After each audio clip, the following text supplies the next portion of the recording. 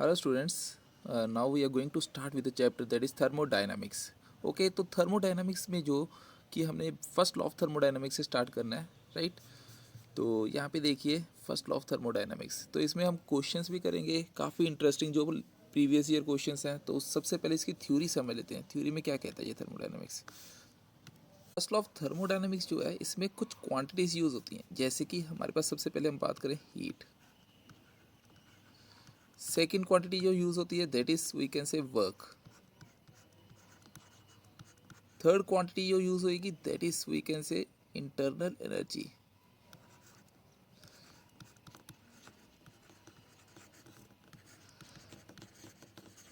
और कुछ और फैक्टर्स यूज़ होंगे जिस जैसे कि जूल्स लॉ, राइट, जो कि हम इसमें पढ़ेंगे। तो सबसे पहले देखिए इन तीन क्वांटिटीज़ को अच्छे से समझ लेते हैं, राइट। तो जैसे कि अगर मैं बात करूं हीट की, तो हीट हमने पिछले चैप्टर में भी पढ़ा है, राइट। तो हीट है क्या, बेसिकली डेल्टा क्यू है, बिल्कुल है सर। तो डेल्टा क्यू क्या कहता है बेटा, अगर मैं यहाँ पे बात करूँ सिंपली कि heat it's energy that is transferred between a system and its environment because of temperature difference between them. तो बेटा यहाँ पे सबसे इंपॉर्टेंट पॉइंट क्या है कि एनर्जी का ट्रांसफर होना है किसके बीच में, system and its environment, we can say surroundings. क्यों होता है बेटा, बिकॉज ऑफ टेम्परेचर डिफरेंस। तो एक इम्पॉर्टेंट पॉइंट्स और याद कर लो कि हीट जो है, heat it always flows from a body at higher temperature, at higher temperature to a body at lower temperature, to a body at lower temperature। तो ये तो हमें पता चल गया, अच्छा ठीक है भाई, कि हीट जो है that it always flows from higher temperature means high temperature to low temperature. तो इसमें कुछ इंपॉर्टेंट पॉइंट्स हैं, जैसे कि हीट जो है it's a form of energy, ये एक एनर्जी की ही फॉर्म है बेटा। तो हीट जो है it's a form of energy, ठीक है, फॉर्म ऑफ एनर्जी, मतलब ये एक एनर्जी की फॉर्म है। तो इसका मतलब ये जो क्वांटिटी होगी ये भी एक स्केलर क्वांटिटी होगी बेटा।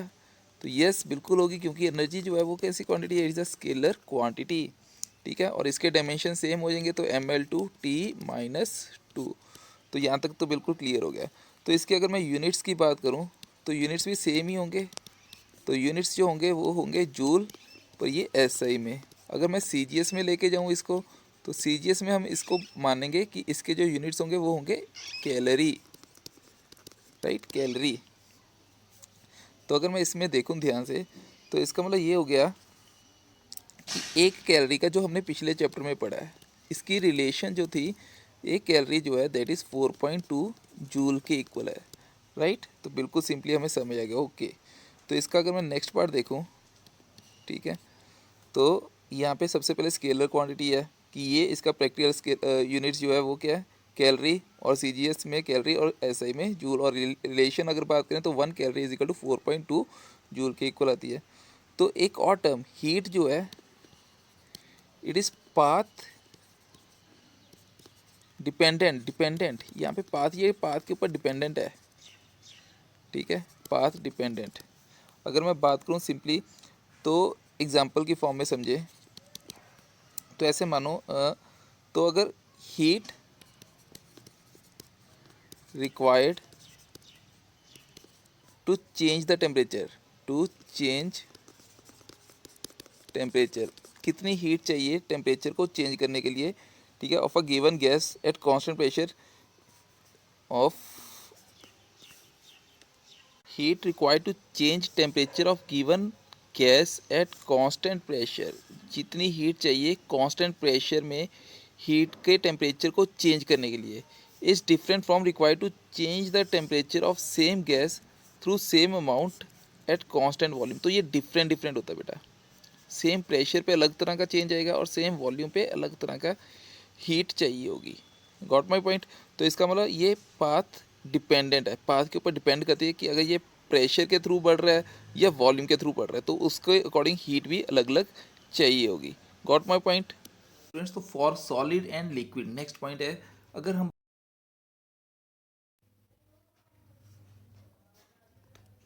तो अगर हमने इसके सॉलिड और लिक्विड के केस में स्टेट को चेंज करना है तो डेल्टा क्यू की वैल्यू जो रहती है वो क्या रहती है, that is M L. What is M L?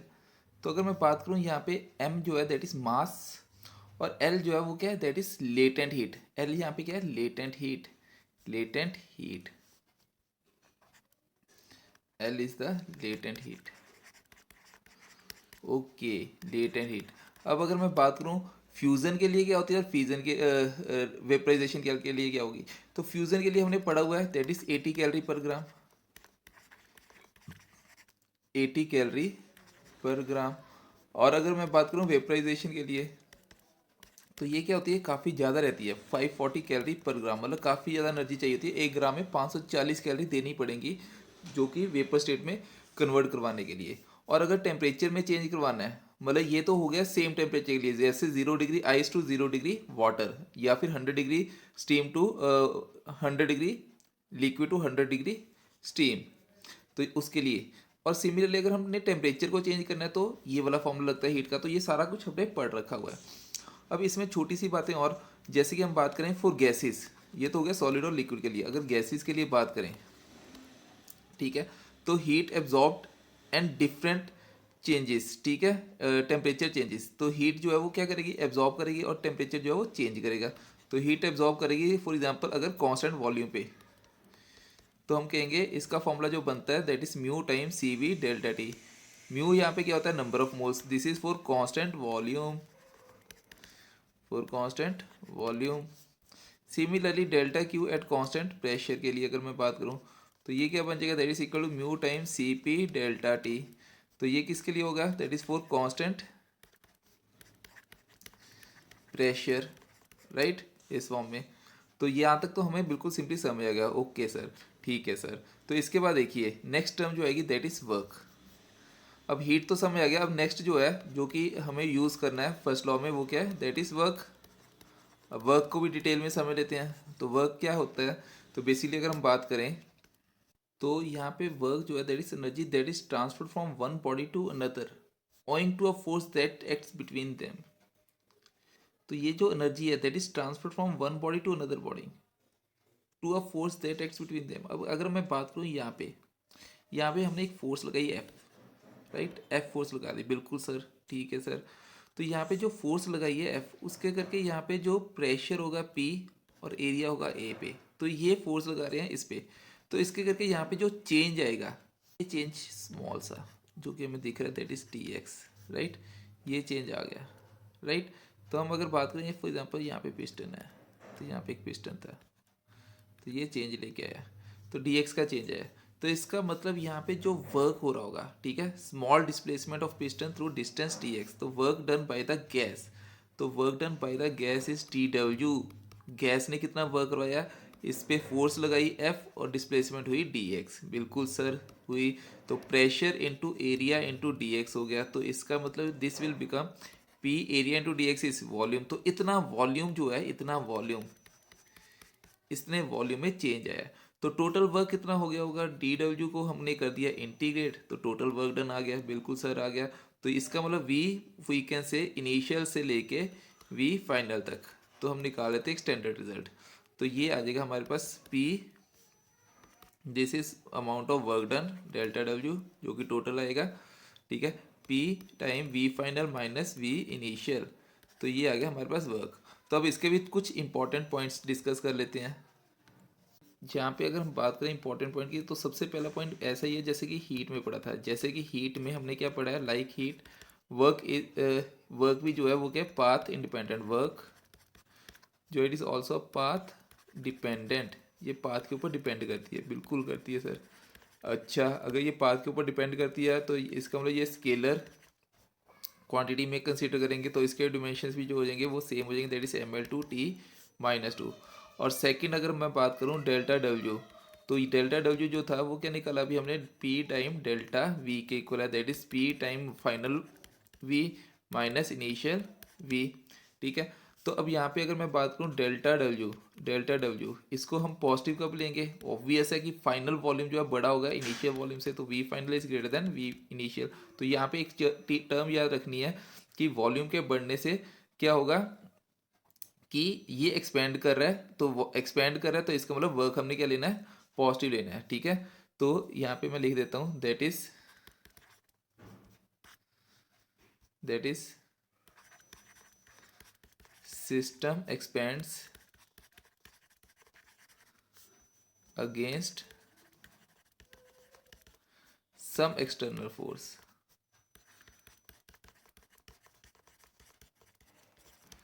और डेल्टा डब्ल्यू का नेगेटिव होना मतलब क्या होगा कि final is less than initial.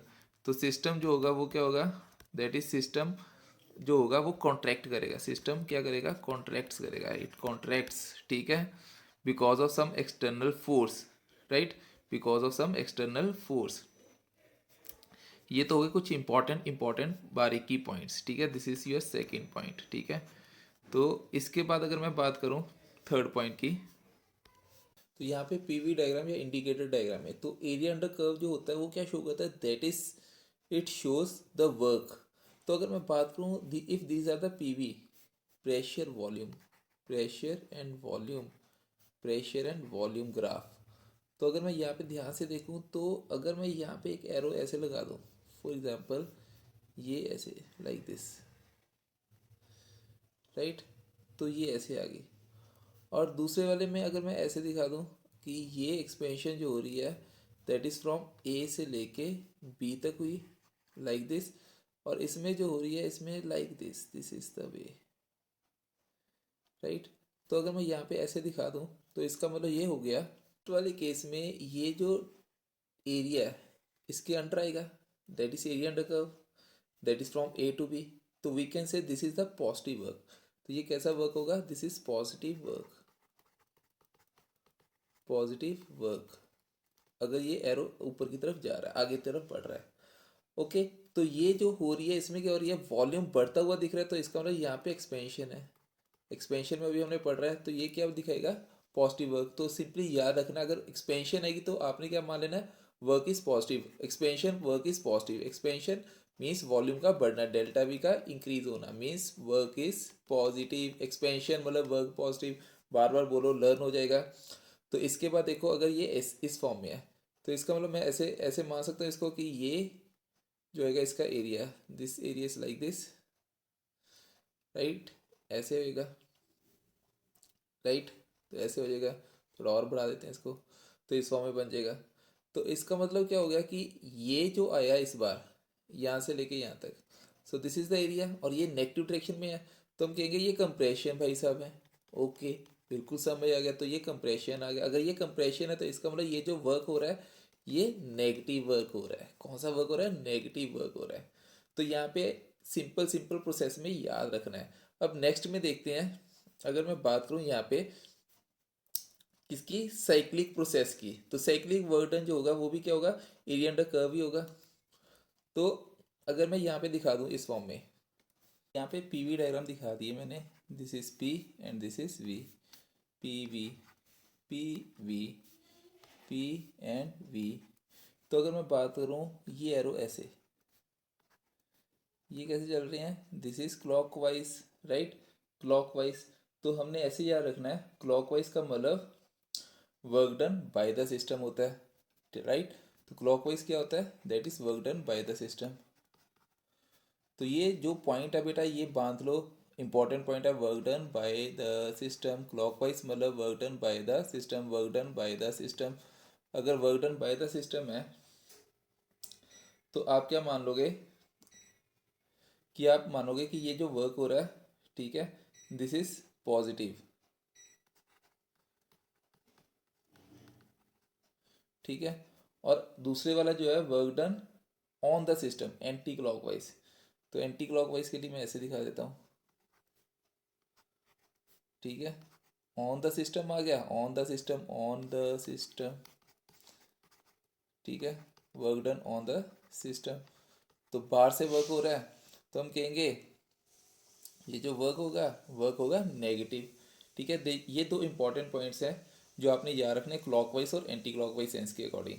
अगर एंटी क्लॉकवाइज आ गया तो आपने क्या ले लेना, नेगेटिव, क्लॉकवाइज आ गया तो positive. So this is the important point. तो ये क्लॉकवाइज साइक्लिक प्रोसेस और एंटी क्लॉकवाइज साइक्लिक प्रोसेस है, राइट। तो यहाँ पे ये वाले इंपॉर्टेंट पॉइंट्स आपने याद रखने, राइट।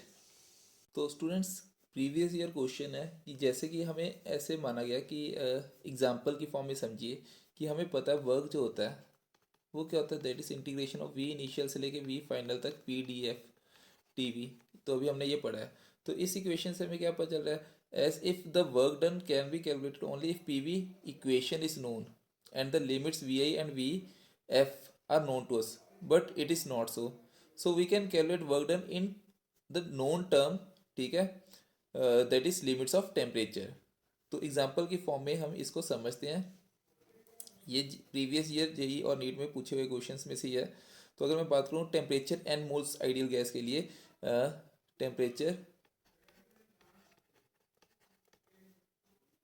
ठीक है, ऑफ, ठीक है, the temperature of n moles of an ideal gas, of an ideal gas, ठीक है। अगर इसको इंक्रीज कर दें, इस इंक्रीज्ड, ठीक है, कहाँ से कहाँ तक, from T naught to T naught से टू टी नॉट इंक्रीज कर दें, ठीक है, through the process, through the process P is equal to alpha divide by T, ऐसे, ठीक है। Now we are interesting to find the work done by the gas. So अब हमने calculate क्या करना है, work done by the gas. तो कैसे करेंगे, तो यहाँ पे देखिए सिंपली अगर मैं बात करूँ तो P V equal to n R T, ideal gas equation, बिल्कुल सर सही कह रहे हैं, ठीक है। And P is equal to ये वाला दिया हुआ alpha upon T, right sir, बिल्कुल सही। तो अगर मैं इसको इक्वेशन 1 मान के और इसको इक्वेशन 2 मान के दोनों को डिवाइड कर दूं तो हमारे पास आएगा V की वैल्यू बन जाएगी that is equal to n R T square divide by alpha, right, n R T square divide by alpha.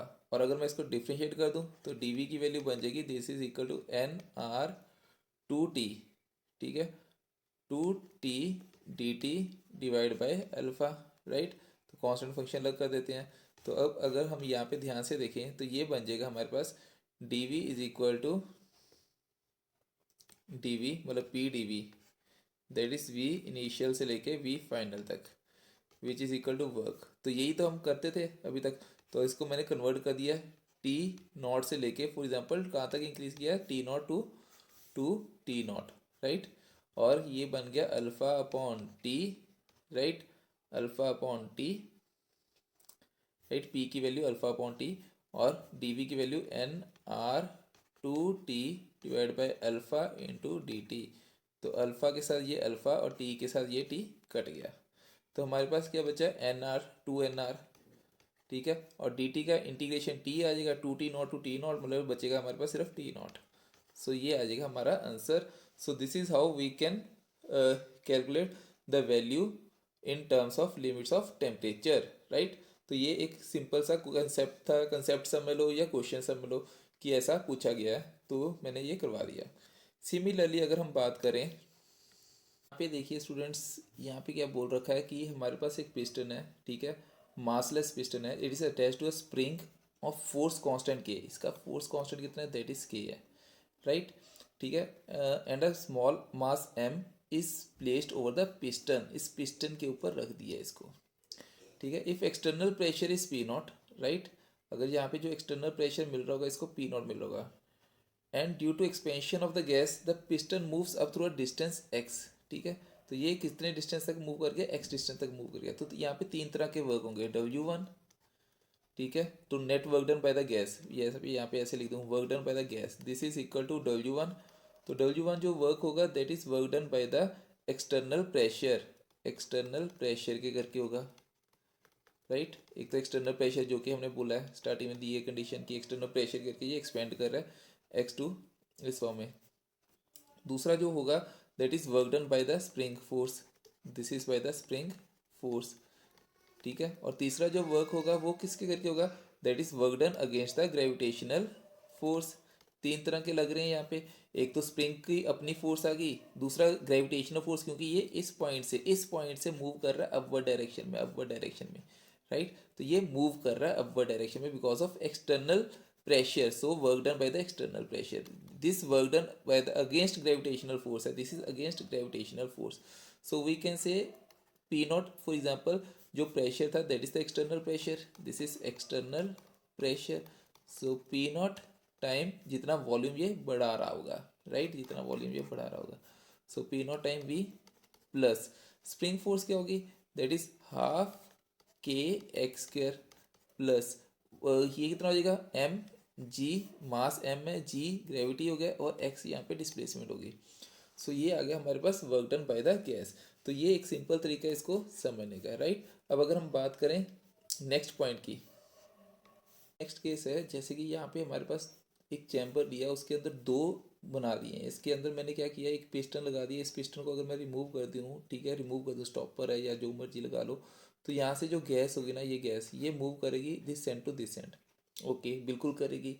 तो यहाँ पे बेटा एक सिंपल सा कंसेप्ट याद रखना, यहाँ पे फ्री एक्सपेंशन का कंसेप्ट लग रहा है, ठीक है। ऐसे क्वेश्चंस आपको काफ़ी भर भर के आएंगे, फ्री एक्सपेंशन का कंसेप्ट है, तो आप ऐसे याद रखो, फ्री एक्सपेंशन के कंसेप्ट में हमने क्या मानना है कि वर्क डन, ठीक है, by the gas, work done by the gas, this is equal to zero. ये याद रखना है बेटा, बांध के रखना है, ठीक है। क्यों, क्योंकि प्रेशर यहाँ पे ज़ीरो होगा बेटा, पी की वैल्यू ज़ीरो है, क्योंकि नंबर ऑफ पार्टिकल सेम रहेंगे तो प्रेशर तो कुछ है ही नहीं है, प्रेशर तो रहेगा ही नहीं। So we can say P is equal to zero. So simply अगर मैं बात करूँ तो work done that is equal to P delta V which is equal to zero, here P is zero, right. तो यहाँ पे ये कंसेप्ट याद रखना है, तो प्रेशर यहाँ पे लगने वाला फ्री एक्सपेंशन है, तो यहाँ पे ज़ीरो आ जाएगा, राइट। लास्ट जो है दैट इज इंटरनल एनर्जी। अब इंटरनल एनर्जी की बात करें तो इंटरनल एनर्जी क्या होगी बेटा, इंटरनल एनर्जी यहाँ पे ऐसे मानो due to molecular motion and molecular configuration के करके होती है, ठीक है। That is energy possessed by the system due to by the system due to we can say molecular motion, right, motion molecular motion and molecular configuration मतलब इन दोनों के करके होता है। ओके सर, बिल्कुल सही कह रहे हैं सर। तो इसका मतलब जो एनर्जी मॉलिकुलर मोशन के करके होती है इसको हम कहेंगे, मॉलिकुलर मोशन के करके होती है इसके हम कहेंगे kinetic energy, that is internal kinetic energy, basically internal kinetic energy. और जो मॉलिकुलर कन्फिग्रेशन दे रहा होगा उसको हम कहेंगे that is internal potential energy, right. तो दो पार्ट्स में टूट गई है, तो इसका मतलब यू को हम लिख सकते हैं U that is equal to kinetic plus U potential. अगर हम बात करें आइडियल गैस के लिए, किसके लिए, आइडियल गैस के लिए, जो कि पॉसिबल नहीं होती, पर हम मान लेंगे कि आइडियल गैस के लिए इंटरमोलिकुलर फोर्सेस जो होती है, इंटरमोलिकुलर फोर्सेस या इंटरमोलिकुलर कन्फिग्रेशन, मोलिकुलर कन्फिग्रेशन या इंटरमोलिकुलर पोटेंशियल एनर्जी, इसकी वैल्यू ज़ीरो रहती है। तो इसका मतलब यू जो आएगा that is because of only kinetic energy. तो ये याद रखना है, internal energy is due to only kinetic energy in case of an ideal gas, totally kinetic energy होगी बेटा। और ये आप केटीजी में एक फॉर्मूला पढ़ोगे दैट इज डेल्टा यू, ठीक है, delta U that is changing energy, kinetic energy या internal energy, that is equal to 3/2 mu R delta T. तो ये फॉर्मूला आप पढ़ोगे केटीजी में, तो ये फॉर्मूला आपको याद भी रखना है, राइट। सो यहाँ पे इस फॉर्म में हम पढ़ेंगे इसको, राइट, डिग्री ऑफ फ्रीडम के कंसेप्ट में, राइट। अब इसके बाद और बात करें, जो चेंज इन इंटरनल एनर्जी है ये क्या है, it does not depend on path. जैसे पहली दो थी वो किस पे ऊपर डिपेंड करी थी, वो पाथ के ऊपर डिपेंड करी, तो हम कहेंगे चेंज इन इंटरनल एनर्जी मतलब delta U, right, it is independent on path, ये पाथ के ऊपर डिपेंड ही नहीं करती, इंडिपेंडेंट, ठीक है, on the path of the process, on the path of process. तो इसको हम कहेंगे, ऐसे फंक्शन को हम कहते हैं point function. So it is called the point function, क्योंकि ये क्या कर रहा है, it depends on the initial and the final point. So we can say delta U this is equal to U final minus U initial, right. तो point function depends on points only, depends on points, right. Internal energy जो है वो initial point और final point के ऊपर ही depend करती है। ये याद रखना बेटा, आपने बांध लो इसको अच्छे से, ठीक है। तो साइक्लिक प्रोसेस के लिए, in a cyclic process we can say, cyclic process में, इन अ साइक्लिक प्रोसेस, तो साइक्लिक प्रोसेस के लिए हम मान लेंगे कि इंटरनल एनर्जी जो है it is always equal to change in internal energy, basically it is always equal to zero, क्योंकि यू जो है इनिशियल जो है वो फाइनल के इक्वल आएगी, क्योंकि ये पाथ के ऊपर क्या होती है, इंडिपेंडेंट है, ठीक है। तो ये इनिशियल पॉइंट और फाइनल पॉइंट पे स्टार्ट करती है, तो ये फॉर एग्जांपल ऐसे जाके करे तो ये वापस जैसे मर्जी घूम के आए इस पॉइंट पे आकर रुक गया, तो इनिशियल पॉइंट और फाइनल पॉइंट सेम है, तो हम कहेंगे कि चेंज जो है वो जीरो आ गया। So this is the important keyword, right बेटा। So first law of thermodynamics, अब यहाँ पे अगर मैं बात करूँ फर्स्ट लॉ ऑफ थर्मोडाइनमिक्स की, तो सिंपली मैं ऐसे मान सकता हूँ कि ये जो फर्स्ट लॉ ऑफ थर्मोडाइनमिक्स है, तो ये क्या है, it is a statement of conservation of energy in thermodynamical process. तो statement of conservation of energy, तो ये इंपॉर्टेंट वर्ड है, कंजर्वेशन ऑफ एनर्जी को ये फॉलो करता है, conservation of energy in thermodynamical process, thermodynamical process, right, thermodynamical process, तो इस फॉर्म में इसके ऊपर फॉलो करता है। तो इसका मतलब यहाँ पे अगर मैं बात करूँ, अगर हमने हीट दी, किसी भी सिस्टम को हीट दे रहे हैं, डेल्टा क्यू हीट दी सप्लाई की, so this is equal to, तो ये जो हीट होगी ये दो तरह से टूटेगी। एक तो क्या करेगी, इंटरनल एनर्जी को बढ़ाएगी ये हीट, क्योंकि टेम्परेचर बढ़ेगा तो इंटरनल एनर्जी बढ़ेगी, तो इंटरनल एनर्जी बढ़ेगी तो किनेटिक एनर्जी बढ़ेगी, तो प्लस उसके करके वॉल्यूम में जो चेंज आ रहा है, तो दैट इज वर्क डन जो आएगा bye the system against surrounding, ठीक है, वर्क डन। तो सिंपली इसको हम डेल्टा डब्ल्यू लिख देते हैं। So this is equal to delta U plus P, constant pressure पे जो वॉल्यूम का चेंज आता है, that is P delta V. तो ये एक डेफिनेशन बन के आ जाती है यहाँ पे हमारे पास, राइट। सबसे इम्पॉर्टेंट पॉइंट इसका जो है सबसे पहला, तो यहाँ पे ये इंपॉर्टेंट पॉइंट है कि it gives no distinction between work and energy, it gives no, sorry, makes no distinction. इसने मतलब कि कहा कि कोई भी मतलब ये डिफरेंट नहीं है, दोनों सेम है, distinction between work and heat, right, there is no distinction. So क्यों, क्योंकि as per the according to the internal energy, जो इंटरनल एनर्जी होती है जिसको कि हम टेम्परेचर मान लेते हैं, temperature, internal energy, internal energy जो कि एक टेम्परेचर का कंसेप्ट है, टेम्परेचर आएगा तो इंटरनल एनर्जी आएगी, अगर टेम्परेचर नहीं चेंज आएगा तो इसका मतलब इंटरनल एनर्जी आएगी नहीं, ठीक है। तो ये इंटरनल एनर्जी इंक्रीज कब करेगी, तो ये इंक्रीज उस वक्त करेगी जब हम इसमें क्या करेंगे, हीट को ऐड करेंगे, मतलब हीट बढ़ेगी तो टेम्परेचर बढ़ेगा, बिल्कुल बढ़ेगा, टेम्परेचर, आग लगेगी तो टेम्परेचर बढ़ेगा, टेम्परेचर बढ़ेगा तो इंटरनल एनर्जी चेंज आएगी। या फिर ऐसे है, दो फैक्टर तो थे, एक तो हीट था तो दूसरा वर्क डन, या हम क्या करेंगे, या एक्सटर्नल वर्क डन करवा दें, या वर्क डन ऑन इट, ठीक है, doing some work on it, ठीक है, या तो वर्क करवा दें तो भी इंटरनल एनर्जी बढ़ेगी, या दोनों करवा दें तो भी तो बढ़ेगी, बिल्कुल सर, किसी एक के भी चेंज करने से भी तो भी इंटरनल एनर्जी आ रही है, दोनों के चेंज करने से भी इंटरनल एनर्जी आ रही है। जैसे अगर हम बात करूं, ठीक है, ये सारी की सारी इक्वेशन जो है, डेल्टा क्यू, डेल्टा यू, या डेल्टा डब्ल्यू, ये सारी की सारी या तो आप जूल में रखो या कैलोरी में रखो, ये इंपॉर्टेंट है कि तीनों क्वांटिटीज़ को सेम में रखना है, डेल्टा क्यू, डेल्टा डब्ल्यू, और इन तीनों को या तो आप जूल में रखो या इसको कैलोरीज में रखो। तो जैसे कि जीरोथ लॉ था ना बेटा, जीरोथ लॉ क्या था, जीरोथ लॉ किसके ऊपर था, जीरोथ लॉ क्या बता रहा था, तो जीरोथ लॉ ने जैसे कि एक कंसेप्ट इंट्रोड्यूस किया था टेम्परेचर का, introduce the concept of temperature, ठीक है। तो सिमिलरली जो फर्स्ट लॉ भाई साहब है, फर्स्ट लॉ, तो इसने क्या इंट्रोड्यूस किया, it introduces the concept of internal energy, तो इन्होंने इंटरनल एनर्जी का कंसेप्ट इंट्रोड्यूस कर दिया, राइट, इंटरनल एनर्जी का। तो अगर मैं साइन कन्वेंशंस की भी बात करूं तो ऐसे देखिए, यहाँ पे देखो, अगर मैं बात करूं डेल्टा क्यू की, तो डेल्टा क्यू जो है दैट इज़ पॉजिटिव, ये कब पॉजिटिव आएगा, जब हम बात करें हीट को सप्लाई करें टू द सिस्टम, हीट जो है सप्लाई कर दें या added to the system, supply to the system या added to the system, right, तो ऐसे मान लो। और दूसरा नेगेटिव कब होगा, जब हीट को इसमें से ड्रॉ करेंगे, heat drawn from the system, ठीक है, या रिमूव कर दे इसमें से। तो वर्क डन पॉजिटिव कब आएगा? वर्क डन पॉजिटिव उस वक्त आएगा जब work done by the gas होगा, ठीक है, work done by the gas होगा। तो इसमें ऐसे मानो कि ये एक्सपेंशन के लिए आएगा,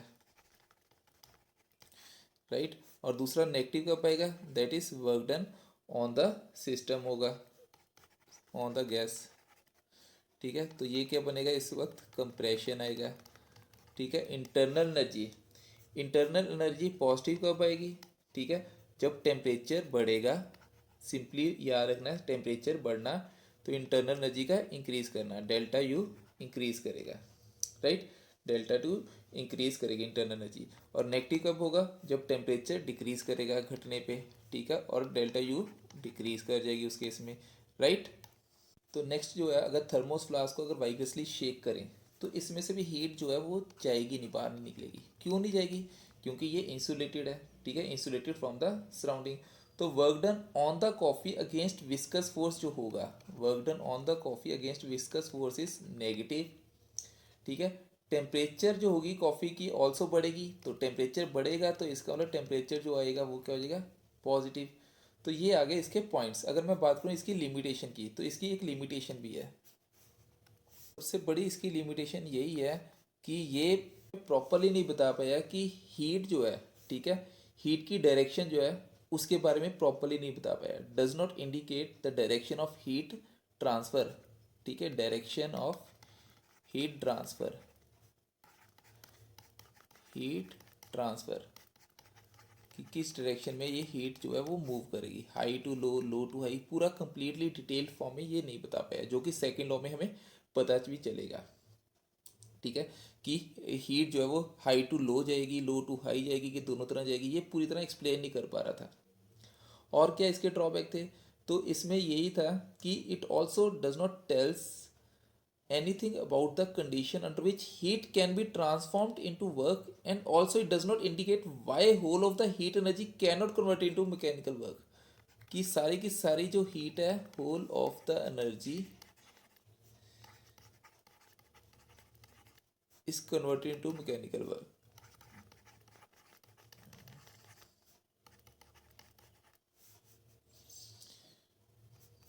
cannot be converted, whole of the energy cannot be converted into mechanical